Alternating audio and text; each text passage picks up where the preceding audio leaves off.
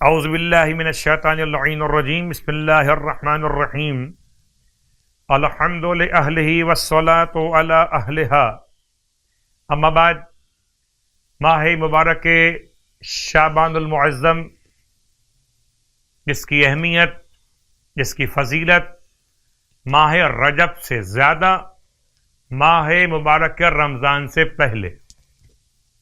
ماہ رجب اللہ کا مہینہ، ماہ شعبان رسول اللہ کا مہینہ، اور ماہ مبارک رمضان پروردگار عالم کے رسول کی امت کا مہینہ.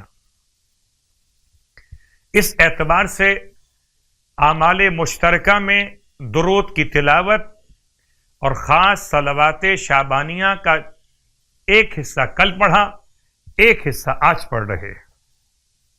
اللہم صلی علی محمد وآل محمد الفلک الجاریہ فی اللجج الغامرہ یأمن من رکبہا ویغرق من ترکہا المتقدم لہم مارق والمتأخر عنہم زاہق واللازم لہم لاحق.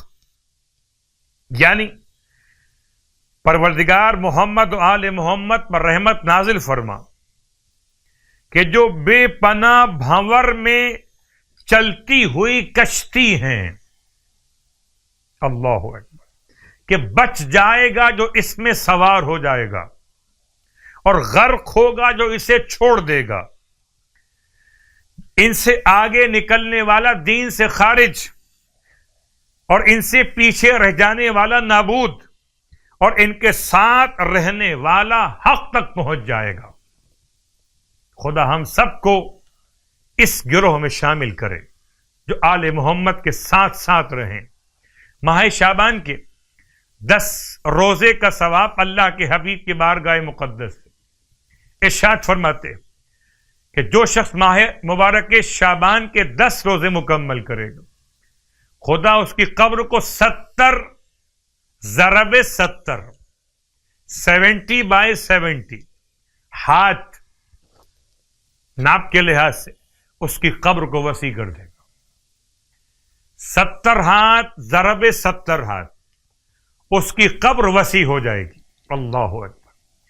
آپ تو جانتے ہیں کہ آپ کو وسعت چاہیے، چھوٹی جگہ آپ کو مشکل لگتی ہے تو قبر بھی آپ کو بڑی چاہیے.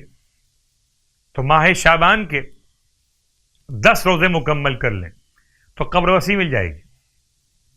اور نماز ماہ مبارک شعبان کی 10ویں شب کی نماز، ارشاد فرماتے ہیں اللہ کے حبیب کہ اگر کوئی ماہ شعبان کی 10ویں رات میں 4 رکعت نماز پڑھے، ہر رکعت میں الحمد کے بعد آیت الکرسی 1 مرتبہ پڑھے اور ایک روایت میں 3 مرتبہ پڑھے، تو میں سمجھتا ہوں کہ 3 بار پڑھ لینے میں دونوں روایتیں جمع ہو جاتی ہیں، 1 مرتبہ والی بھی اور 3 مرتبہ والی بھی.